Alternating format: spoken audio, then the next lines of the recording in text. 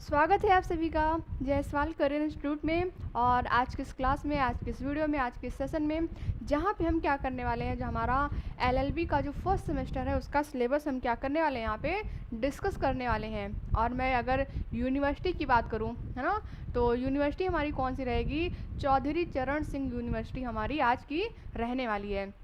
ठीक है, इसका जो एलएलबी का जो फर्स्ट सेमेस्टर है उसको हम क्या करने वाले हैं, उसको हम लोग एक सेकेंड, ठीक है, तो उसको हम लोग क्या करने वाले हैं, यहाँ पे पढ़ने वाले हैं, जानने वाले हैं और समझने वाले हैं कि एक्चुअल में हमारा जो एलएलबी का फर्स्ट सेमेस्टर उसमें हमें क्या चीज़ें हमें पढ़नी है ना। आइए स्टार्ट करते हैं, देखते हैं, जानते हैं और समझते हैं। तो अगर हम सबसे पहले बात करें, चलिए सबसे पहले अगर हम बात करें आपके सब्जेक्ट की, तो आपका जो सब्जेक्ट रहने वाला है ना, जो आपका सब्जेक्ट रहने वाला है सेमेस्टर फर्स्ट में, तो वो सब्जेक्ट रहेगा आपको ज्यूरिस्प्रूडेंस, जिसको हम इसका जो लीगल थ्योरी है, ठीक है, क्या क्या रहेगा, तो हमारा पहला पेपर रहेगा ज्यूरिस्प्रूडेंस का, है ना। ज्यूरिस्प्रूडेंस का हमारा क्या रहने वाला है, पहला पेपर रहने वाला है ना। एक बार कंफर्म करेंगे, वॉइस वगैरह सारी चीज़ें क्लियर है, एक बार कंफर्म करके मुझे बताइए फटाफट से। फिर उसके बाद हमारा जो सेकंड पेपर रहेगा वो हमारा रहेगा कॉन्स्टिट्यूशनल लॉ ऑफ इंडिया। ठीक है, कॉन्स्टिट्यूशनल लॉ हमारा क्या रहेगा, अगला सब्जेक्ट रहेगा यहाँ पे। नेक्स्ट अगर मैं बात करूँ, है ना, नेक्स्ट अगर मैं बात करूँ तो हम क्यों क्या पढ़ना है, हमें पढ़ना है यहाँ पे paper number third, law of tort को, है ना। लॉ ऑफ टॉर्ट को हमें यहाँ पे पढ़ना है। अगला सब्जेक्ट हमारा क्या रहेगा, अगला सब्जेक्ट हमारा रहेगा लॉ ऑफ क्राइम, जिसको हम लोग आईपीसी बोलते हैं मतलब बोलते थे, है ना। अब इसी का नाम क्या हो गया, इसी का नाम चेंज हो गया, हमारा बीएनएस हो चुका है ना, बीएनएस हो चुका है। तो इसको भी हमें क्या है, ये हमारा, इसमें भी हमारा ये सब्जेक्ट ऐड ऑन है। नेक्स्ट अगर मैं बात करूँ, है ना, नेक्स्ट अगर मैं बात करूँ तो हमें क्या पढ़ना है, एक सेकंड में वॉइस वगैरह चेक कर लूँ ना। और इसके बाद हमें पढ़ना है हमारा जो पेपर नंबर 5 रहेगा कॉन्ट्रैक्ट फर्स्ट, है ना, जनरल प्रिंसिपल ऑफ कॉन्ट्रैक्ट के बारे में हम पढ़ने वाले हैं। चलिए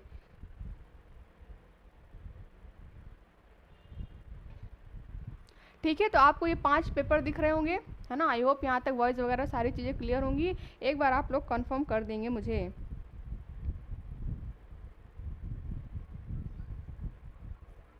ओके ओके, अब सही है।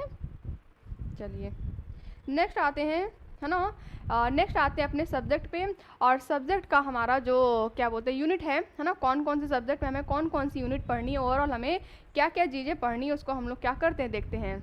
ठीक है, गुड मॉर्निंग भाई, गुड मॉर्निंग। चलो आगे आते हैं। सबसे पहले हम बात करते हैं हमारा जो सब्जेक्ट 1 रहेगा ज्यूरिस्प्रूडेंस के बारे में। ठीक है, ज्यूरिस्प्रूडेंस की अगर हम बात करें तो ज्यूरिस्प्रूडेंस में हमें क्या पढ़ने हैं, तो सबसे पहले हम उसका इंट्रो लेंगे, है ना। मैं हमेशा बोलती हूँ अगर कोई भी सब्जेक्ट हमारे पास सामने निकल कर आता है तो सबसे पहले हम क्या पढ़ते हैं, सबसे पहले हम उस सब्जेक्ट का एक इंट्रो लेते हैं, है ना, कि एक्चुअल में वो सब्जेक्ट है कहाँ से। अगर कोई लॉ वगैरह है ना, कोई हमारा एक्ट वगैरह बना है तो वो एक्ट आया कहाँ से, है ना, उसका ओरिजिन कैसे हुआ, उसका विकास कैसे हुआ, डेवलपमेंट कैसे हुआ, है ना, उसकी हिस्ट्री क्या थी, वगैरह वगैरह सारी चीज़ें पढ़ते हैं। तो सेम वही चीज़ हम यहाँ पे भी करेंगे। सबसे पहले लेंगे हम अपने सब्जेक्ट का इंट्रो लेंगे। इंट्रो लेने के बाद हम पढ़ेंगे नेचुरल लॉ स्कूल, प्राकृतिक विधि की विचारधारा जो है उसको हम देखने वाले हैं।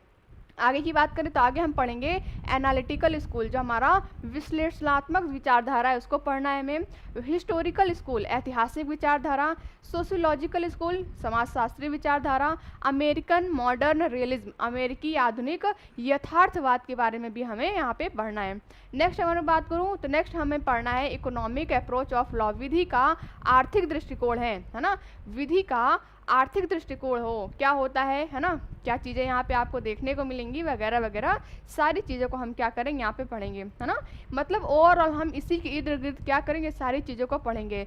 इसमें यहाँ पे हम क्या करेंगे, इसमें यहाँ पे हम इतनी चीज़ें हमें पढ़नी, बाकी इसके अंदर तो बहुत सारी चीज़ें हमें पढ़नी है ना। मैंने आपको एक ओवरव्यू दिया है कि हाँ इन टॉपिक से क्या करना है, हमें यहाँ पे पढ़ना है।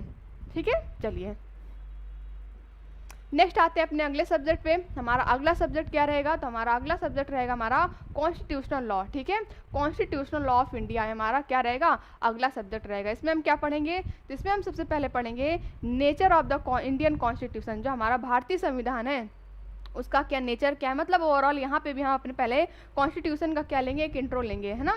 कॉन्स्टिट्यूशन का हम यहाँ पे एक इंट्रो लेंगे।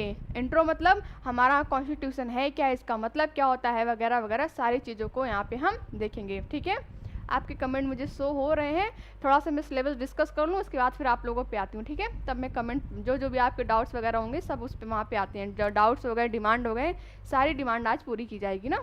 चलिए उसके बाद अगर हम बात करें, हाँ भारतीय संविधान की प्रकृति हो गई, ठीक है, उसकी स्ट्रक्चर कैसा है, ठीक है, वहाँ पे हमारा सरकार का क्या रोल होता है वगैरह वगैरह, हमारा मतलब जो कॉन्स्टिट्यूशन ऑफ इंडिया है उसके बारे में हम चीज़ों को यहाँ पे जानने वाले हैं। नेक्स्ट में बात करूँ तो प्रिएम्बल्स ऑफ कॉन्स्टिट्यूशन, जो हमारे भारतीय संविधान की प्रस्तावना है ना, प्रस्तावना कब लिखी गई, क्या वो संविधान लिखने के पहले लिखी गई कि संविधान के लिखने के बाद लिखी गई, फिर उसमें क्या क्या संविधान संशोधन किए गए हैं ना, अमेंडमेंट वगैरह किए गए वगैरह वगैरह, इसमें बहुत सारे टॉपिक आपको यहाँ पे देखने को मिलेंगे। फिर उसके बाद आते हैं अगला जो हमारा यूनिट रहेगा, अगला यूनिट में बताएं तो फंडामेंटल राइट्स, जो हमारा मौलिक अधिकार है ना, कौन कौन सी मौलिक अधिकार है, क्या क्या हमारे मौलिक अधिकार है, कितने मौलिक अधिकार है, किस आर्टिकल में लिखा गया वगैरह वगैरह, क्या कब लिखा गया, कब इसको ऐड ऑन किया गया कि पहले से था, है ना, जितनी चीज़ें हैं सारी चीज़ें हम यहाँ पे हम पढ़ने वाले हैं। नेक्स्ट में बात करूँ तो हम पढ़ेंगे यहाँ पे directive principle of state policy, जिसको हम लोग क्या बोलते हैं, DPSP बोलते हैं, है ना, जो कि आपको पता होगा आयरलैंड से क्या है हमने यहाँ पे ग्रहण किया है, तो उसको भी हम यहाँ पे पढ़ेंगे, है ना। राज्य के नीति निर्देशक तत्व, साथ साथ उनका महत्व क्या है, मौलिक अधिकारों के साथ उनका संबंध क्या है ना, वो सारी चीज़ों को हम यहाँ पे पढ़ेंगे। उसके बाद बात करें, उसके बाद हम पढ़ेंगे यहाँ पे फंडामेंटल ड्यूटीज़, जो हमारे मौलिक कर्तव्य है, अगर हमारे पास हमें अधिकार दिए गए हैं तो हमारे कुछ कर्तव्य भी हैं, तो उन कर्तव्यों को भी हम क्या करेंगे यहाँ पे पढ़ेंगे, क्या क्या कर्तव्य हैं, कौन कौन से कर्तव्य है, कब कौन सा कर्तव्य कब ऐड किया गया, है ना, वगैरह वगैरह। जब हमारा स्टार्टिंग में था, स्टार्टिंग में क्या चीज़ें ऐड थी, मतलब कितने कर्तव्य थे, बाद में कौन सा ऐड किया गया, है ना, वो सारी बातों को यहाँ पे हम क्या करेंगे, यहाँ पे हम अपने इस टॉपिक में पढ़ने वाले हैं। उसके बाद अगर मैं बात करूँ तो हमारा जो अगला सब्जेक्ट रहेगा हमारा लॉ ऑफ टॉर्ट, क्या रहेगा, law of tort and consumer protection law, जो हमारा अपकृत्य कानून होता है और जो हमारा उपभोक्ता संरक्षण कानून होता है उसके बारे में हम पढ़ने वाले हैं। इसके बाद अगर हम बात करें इसमें हमें क्या क्या चीज़ें पढ़नी है ना, तो अभी फिर से मैं बोल रही हूँ, ये केवल मैं आपको एक ओवरव्यू दे रही हूँ कि हाँ इन टॉपिक के अंतर्गत आपको चीज़ें क्या है पढ़नी है ना, इन टॉपिक के अंतर्गत आपको चीज़ें पढ़नी है। बाकी तो इसमें बहुत सारी चीज़ें हैं, है ना, जो आपको पढ़नी है ना, वो सारी चीज़ें यहाँ तो डिस्कस कर नहीं सकते, यहाँ तो बस हम लोग क्या कर रहे हैं, सिलेबस अपना डिस्कस कर रहे हैं। तो इसके बाद आगे बात करें तो tort and tortious liability introduction, मतलब हमारा जो लॉ है, लॉ ऑफ टॉर्ट है, उसका क्या लेंगे, एक इंट्रोडक्शन लेंगे, है ना, उसका एक परिचय लेंगे, कौन क्या है परिचय हमारा, है ना, एक्चुअल में हमारा क्या कहता है चीज़ें। उसके बाद बात करें जस्टिफिकेशन इन टॉर्ट, जो हमारा अपकृत होता है उसमें जो हमारा औचित्य होता है, जो हमारा बचाव होता है ना, कैसे होता है ये पढ़ेंगे। नेक्स्ट अगर हम बात करें तो नेक्स्ट पढ़ेंगे हम यहाँ पे liability for tort committed by other, जो दूसरों के द्वारा किए गए अपकृत्य होते हैं उनके लिए क्या दायित्व होता है, क्या क्या हमारे दायित्व होते हैं, कौन से दायित्व होते हैं वगैरह वगैरह यहाँ पे हम देखेंगे। आगे की बात करें तो आगे हम पढ़ेंगे स्पेसिफिक टॉर्ट, विशिष्ट अपकृत्य के बारे में भी हमें क्या है यहाँ पे पढ़ना है।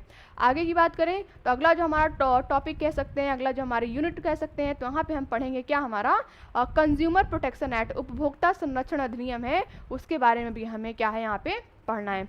ऑलराइट, चलिए नेक्स्ट आते हैं वही हमारा IPC जो पहले था, अब हमारा क्या हो गया, BNS हो चुका है।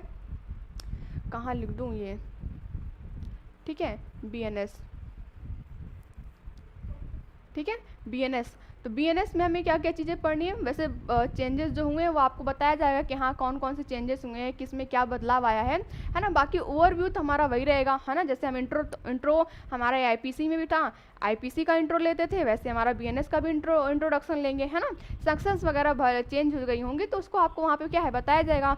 लेकिन अगर जैसे बात करें जनरल प्रिंसिपल ऑफ क्राइम, है ना, इसको भी हम वहाँ पे देखते थे, इसको यहाँ पे भी देखेंगे, है ना। जो भी चेंजेस होंगे वो आपको बताया ही जाएगा कौन कौन से चेंजेस हुए हैं। उसके बाद हम पढ़ेंगे प्रिलिमिनरी ऑफेंस, जो हमारा अपूर्ण अपराध होता है, प्रारंभिक अपराध होता है, जनरल एक्सेप्शन, जो हमारे कुछ अपवाद निकल कर आते हैं, एक्सेप्शन निकल कर आते हैं। नेक्स्ट बात करूँ तो स्पेसिफिक ऑफेंस, जो हमारे विशिष्ट अपराध होते हैं, उसको हम क्या करेंगे यहाँ पे पढ़ने वाले हैं। आगे की बात करें तो आगे हमारा आएगा कॉन्ट्रैक्ट फर्स्ट, संविदा या फिर अनुबंध कानून, ठीक है, संविदा या फिर अनुबंध कानून के बारे में भी हमें यहाँ पे पढ़ना है। क्या पढ़ना है, तो आइए देखते हैं क्या पढ़ना है। तो पर्पस हो गया है ना, उसका उद्देश्य क्या हो गया, एवोल्यूशन यानी कि उसका विकास कैसे हुआ, उसका स्कोप यानी कि उसका दायरा कहाँ कहाँ तक है ना, उसके क्षेत्र कहाँ कहाँ तक है हमारे लॉ के। तो लॉ ऑफ कॉन्ट्रैक्ट संविदा कानून है, उसका उद्देश्य क्या है, उसका विकास क्या है, उसका दायरा कहाँ कहाँ तक है ना, उसके क्षेत्र कहाँ कहाँ तक है, वो सारी चीज़ों को यहाँ पे आपको देखना है। आगे बात करें तो प्रपोजल एंड प्रॉमिस, जो प्रस्थापना होती है और जो वचन होते हैं, प्रस्थापना या फिर जो प्रस्ताव होता है और जो हमारे वचन होते हैं है ना, उसको यहाँ पे देखना है। अगली बात करें तो यहाँ पे consideration and doctrine of privity of contract, जो हमारा प्रतिफल होता है और संविदा के संबंध का जो सिद्धांत होता है, उन सिद्धांतों को भी क्या करना है, यहाँ पे ओवरऑल चीज़ों को हमारा पढ़ना है। आगे बात करें, चलिए अगला जो हमारा रहने वाला है ना, अगला जो हमारा क्या बोलते हैं, अगली जो यूनिट रहेगी या फिर अगला टॉपिक जो हमें पढ़ना है ना, अगला टॉपिक मतलब लाइन से नहीं पढ़ना है, जैसे जो होगा वो आपको क्लास में बताया जाएगा ना, मैं बस बता रही हूँ कि हाँ इतनी इतनी टॉपिक से आपको चीज़ें पढ़नी है। आगे चीज़ें बात करें तो लॉफुल ऑब्जेक्ट एंड कंसिडरेशन, जो हमारा विधिपूर्ण उद्देश्य होता है और जो प्रतिफल होता है, उसको भी यहाँ पे क्या करना है, चीज़ों को आपको पढ़ना है और जानना है और समझना है। आगे की बात करें तो कैपेसिटी ऑफ कॉन्ट्रैक्ट, जो संविदा होती है, संविदा करने की जो क्षमता होती है ना, संविदा करने की जो क्षमता होती है, उन क्षमताओं को, उन कैपेसिटी को भी क्या करना है, हमें जानना है। आगे की बात करें तो कंसेंट एंड फ्री कंसेंट, जो हमारी सहमति होती है और जो हमारी स्वतंत्र सहमति होती है ना, तो उसका मतलब क्या होता है, कौन कौन सी सहमतियाँ होती हैं, किस तरीके से चीज़ें होती हैं हमारी, उसको भी यहाँ पे क्या करना पड़ेगा, देखना पड़ेगा। आगे स्टैंडर्ड फॉर्म ऑफ कॉन्ट्रैक्ट, जो संविदा होती है, संविदा का जो मानक रूप होता है, कौन कौन से स्टैंडर्ड होते हैं ना, उन स्टैंडर्ड के बारे में भी आपको जानना है और पढ़ना है। आगे बात करें तो अगला हमें क्या पढ़ना है, agreement declared void and voidable under the contract act, जो हमारा संविदा अधिनियम होता है, तो संविदा अधिनियम के तहत जो हमारे शून्य और शून्य करणीय जो हमारे क्या होते हैं, कोई समझौते होते हैं जिनको क्या है शून्य घोषित कर दिया गया है ना, उसको क्या करना है, उसको हमें यहाँ पे देखना है कौन कौन से ऐसे हमारे कॉन्ट्रैक्ट निकल कर आते हैं, है ना।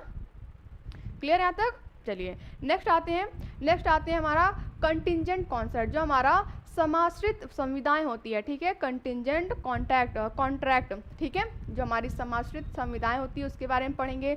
Law relating to certain relations है ना, resembling those created by contract, जो हमारा संविदा होते हैं, संविदा के द्वारा क्या होते हैं, कुछ हमारे संबंध निकल कर आते हैं है ना, कुछ हमारे संबंध निकल कर आते हैं और कुछ हमारे क्या होते हैं, कुछ कानून निकल कर आते हैं, जैसे हमारा अर्ध संविदा क्या होता है ना, कैसी कॉन्ट्रैक्ट क्या होता है, तो इन सब के बारे में भी क्या करेंगे हम यहाँ पे जानेंगे। आगे की बात करें तो डिस्चार्ज ऑफ कॉन्ट्रैक्ट, जो हमारा संविदा होता है, तो संविदा का उन्मोचन या फिर डिस्चार्ज कैसे होता है, with special reference to the doctrine of frustration, जो हमारा है ना नैराश्य का जो सिद्धांत होता है, जो हमारा डॉक्ट्रिन ऑफ फ्रस्ट्रेशन होता है, उस डॉक्ट्रिन ऑफ फ्रस्ट्रेशन को भी क्या करेंगे हम यहाँ पे पढ़ेंगे। आगे बात करें तो remedies in the form of compensation, जो हमारा मुआवजा होता है, तो मुआवजे के रूप में कैसे कैसे आपको रेमेडीज प्राप्त होंगी, कैसे कैसे है ना वहाँ पे आपको उपचार उपलब्ध कराया जाएगा, तो उन रेमेडीज को भी, उन उपचार के बारे में भी क्या करेंगे यहाँ पे हम पढ़ने वाले हैं। आगे की बात करें, कुछ नहीं और ठीक है। तो ये था हमारा क्या, ये था आपका सिलेबस, LLB का जो फर्स्ट सेमेस्टर है ना, ये आपका सिलेबस था, ठीक है। आई होप यहाँ तक चीज़ें आपको समझ में आई होंगी। अब पूछिए जिसको जो पूछना था। अब मैं आप लोगों पे आती हूँ ना, कहाँ गया आपका, ओके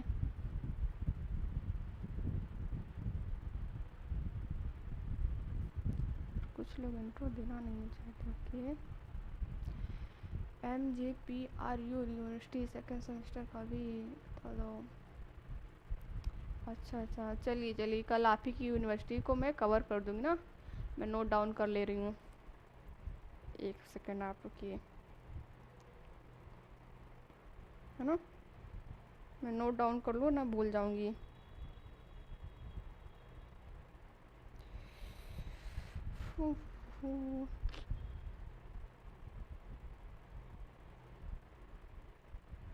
क्या है आपका, अच्छा MJPRU, ठीक है ना, चलिए ओके ठीक है।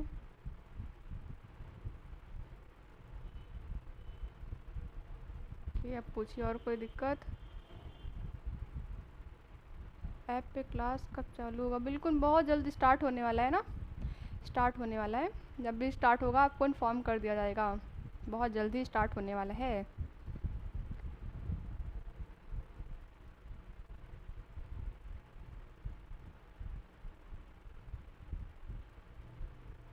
पर कल तो मेरी यूनिवर्सिटी के बारे में, आपकी कौन सी यूनिवर्सिटी है भाई, कौन सी यूनिवर्सिटी बच गई?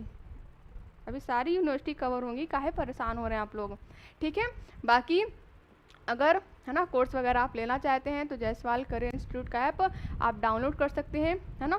आप वहाँ पे जाएंगे, अपना आईडी वगैरह बना के लॉगिन वगैरह करेंगे, है ना। तो वहाँ पे आपको यूनिवर्सिटी वाइज कोर्स का ऑप्शन दिखेगा, वहाँ पे आप जाएंगे, अपनी यूनिवर्सिटी का नाम सर्च करेंगे, है ना। सर्च करने के बाद आप क्या करेंगे, आपका जो भी सेमेस्टर में आपको कोर्स वगैरह चाहिए आप वहाँ पर कोर्स परचेस कर सकते हैं। 799 का क्या है, कोर्स है ना।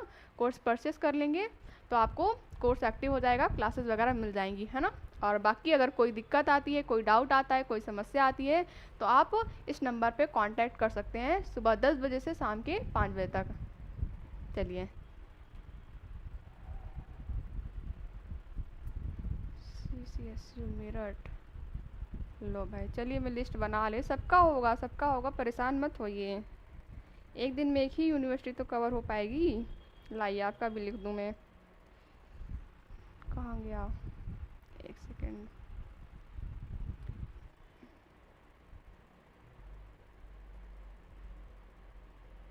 ठीक है, आपका भी नोट डाउन हो गया, ठीक है।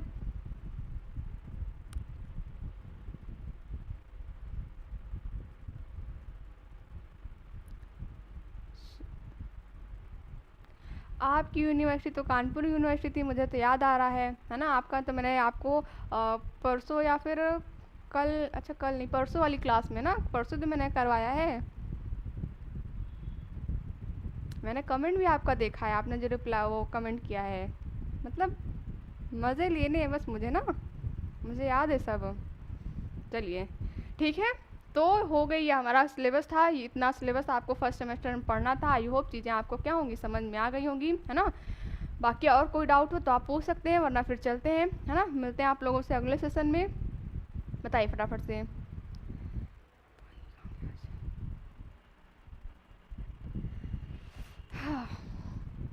बोलिए।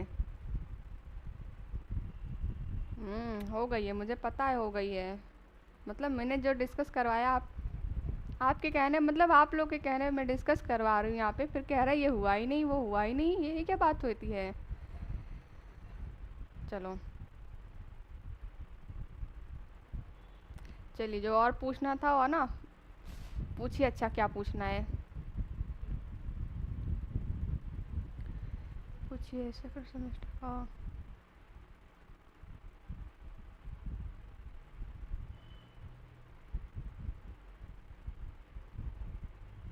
अच्छा 5 जून को पेपर है, चलिए जो भी अपडेट होगा ना आपको मैं बोल दूंगी ना, आप लोग को इन्फॉर्म कर दिया जाएगा जो भी पेपर वगैरह का अपडेट होगा। चलिए फिलहाल फिर, है ना, अभी के लिए इतना ही रखते हैं, मिलते हैं आप लोगों से अगले सेशन में। तब तक के लिए आप सबका बहुत बहुत धन्यवाद, है ना। Okay, bye bye, take care, thank you.